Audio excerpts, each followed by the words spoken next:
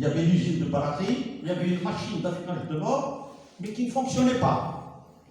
Acheté 7 ans auparavant d'Afrique du Sud, elle fonctionnait au chlore. Le chlore mauvais pour la santé, il était détérioré, c'est une machine vraiment détériorée, ça ne fonctionnait pas.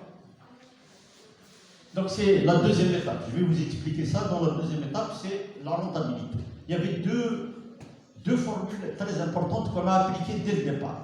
La formule de la trésorerie nette, les leviers de la trésorerie nette, il fallait vendre les stocks parce qu'ils ont créé 6 mois auparavant une commission de 15 personnes.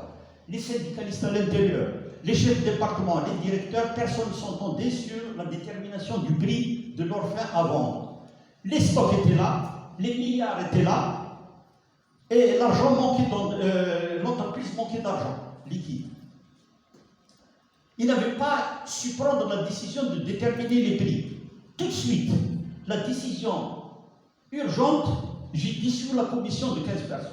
J'ai appelé le directeur commercial, le directeur financier, on a calculé le prix d'achat de l'orphin, on a ajouté une petite marge de 1% à peu près. On savait que la dizaine d'artisans bijoutiers, c'était des milliardaires sur la place d'Alger, ils avaient de l'argent, mais ils avaient besoin d'or enfin, pour travailler, pour faire des bijoux. On a pris tout de suite, on a déterminé tout de suite le prix, et on a appelé la dizaine d'artisans bijoutiers, ils sont venus, ils ont acheté, la semaine ils ont acheté, ils ont ramené leur argent, les milliards. Et c'est ça, mais avant cela, j'ai appelé tout de suite la directrice de la BEA, j'ai dit, Madame, vous appliquez le système V8. Un dinar qui rentrait dans le compte de l'entreprise, il était popé par la banque. Parce qu'ils n'ont pas remboursé leur dette. Ils avaient contracté une dette de plus de 100 millions de dinars pour acheter les lingots 6 mois auparavant. Système V8, un dinar, il est pris par la banque. J'ai appelé la directrice, j'ai dit, Madame, je viens d'arriver, excusez-moi, je viens d'être installé. Arrêtez, s'il vous plaît, si vous pouvez arrêter ce système V8, on va essayer comment rétablir la trésorerie, vendre nos stocks et vous rembourser. Il m'a dit, M. Chilfi, donnez-moi 48 heures, je vais vous rappeler. Certainement pour consulter la direction générale, etc. Et il m'a rappelé, il m'a dit, M. Chilfi, on vous met 20 millions de dinars comme ligne de crédit provisoire. Donc on a pu respirer un peu avec les 20 millions de dinars en attendant donc de vendre les produits en stock. Et c'est ce qui s'est passé. On a respiré un peu, on a vendu nos produits. Dès qu'on a déterminé le prix des produits en stock, on a appelé la dizaine d'artisans bijoutiers, ils ont ramené leurs milliards, on a remboursé la banque, la trésorerie elle a été relevée. Mais le problème essentiel demeure, c'est la rentabilité. La rentabilité, il y a une autre formule qu'on trouve dans tous les bouquins financiers universitaires, c'est le ROS. Return on Capital Employed. Le ROS bénéficie sur les capitaux employés. Les capitaux employés, c'est sur tous les stocks.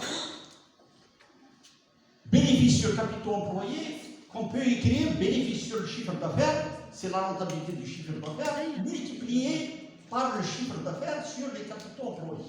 On utilise un stratagème mathématique. Une fraction, c'est la multiplication de deux fractions. Le dénominateur de la première fraction, c'est le numérateur de la deuxième fraction. C'est le chiffre d'affaires. Donc, premier levier, c'est la rentabilité du chiffre d'affaires. Il fallait, pour augmenter la rentabilité, rétablir la rentabilité de l'entreprise, agir sur la rentabilité des ventes. Bénéfice sur le chiffre d'affaires, ça veut dire quoi? Ça veut dire qu'il faut non seulement vendre le chiffre d'affaires, mais faire de la rentabilité. Ne pas vendre les produits à perte. Hélas, Agenor vendait des produits à perte. On s'en est rendu compte. Pendant plusieurs années, ils vendaient ces produits à perte. C'est incroyable. Qu'est-ce que c'est que ça? Et les coûts? Les frais de personnel au niveau du siège, les coûts à droite et à gauche, les bons d'essence, les déperditions d'argent. qui ne sert à rien. Ce n'est pas des investissements. Donc ça, c'est bénéfice sur chiffre d'affaires, la rentabilité du chiffre. La rentabilité du chiffre d'affaires, ça veut dire qu'il faut diminuer vos coûts. Lorsqu'on peut les diminuer, il faut diminuer les coûts.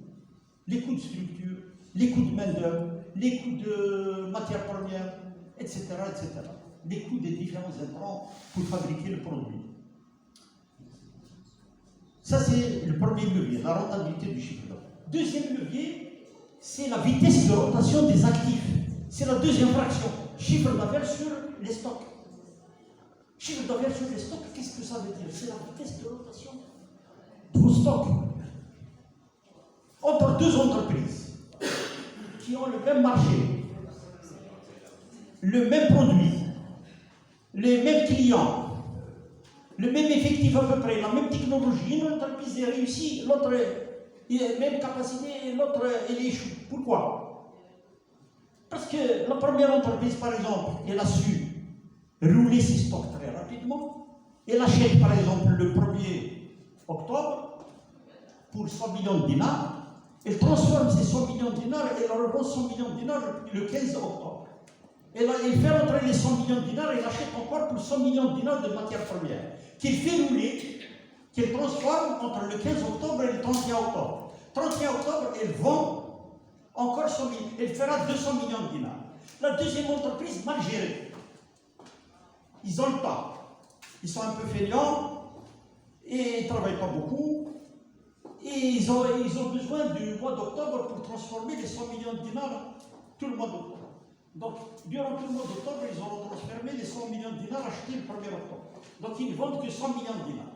La première entreprise fera 2 fois le chiffre d'affaires de la deuxième entreprise. Donc, il fera une rentabilité supérieure à la deuxième entreprise. Donc, la rentabilité dépend de 2 choses. Elle dépend premièrement de la rentabilité du chiffre d'affaires, on va y revenir, et de la vitesse de rotation des actifs. Une entreprise qui achète la matière, la transforme rapidement, elle vend, elle la rachète, elle vend encore, elle transforme, elle vend, c'est la rapidité. La rapidité. Retenez ça, on va revenir. Il y a 3 facteurs qui font la différence entre les entreprises ces dernières années. Ils ont fait une étude au niveau mondial. Ces 3 facteurs. La rapidité, agir rapidement. Premier principe. Agir rapidement. Vis-à-vis de l'environnement, vis-à-vis de la clientèle, vis-à-vis de interne, dans la fabrication des produits, etc. Agir rapidement. Ne pas perdre de temps. Fédérer pour mieux gérer. Il ne faut pas tout centraliser. Il faut centraliser lorsqu'il faut centraliser des décisions stratégiques.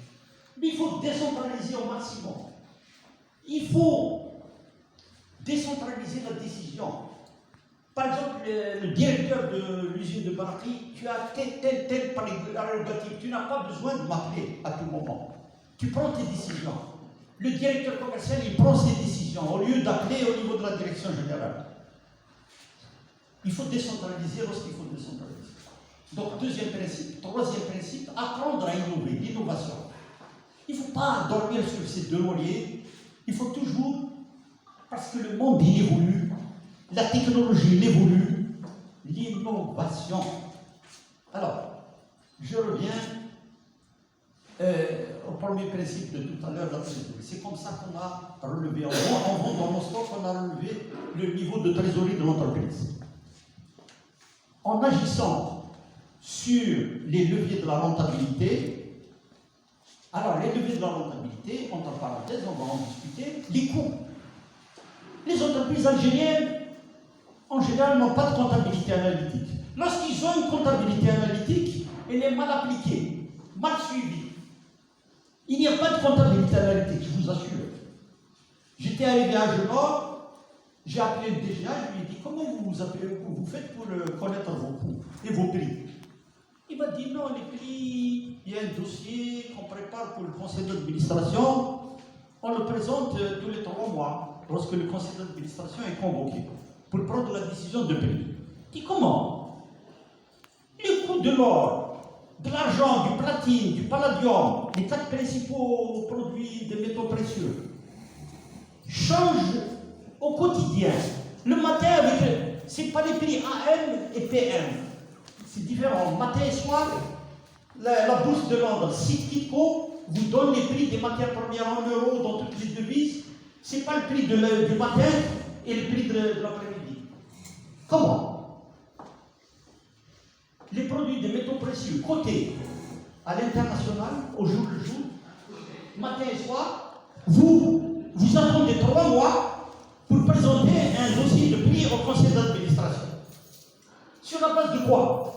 Il m'a dit on voit à Watkins le prix de l'or à Watkins, à Alger, et on ajuste nos prix. Ça ne va pas. Je lui dis, moi, je vais convaincre le directeur général de Levant de nous vendre le normie.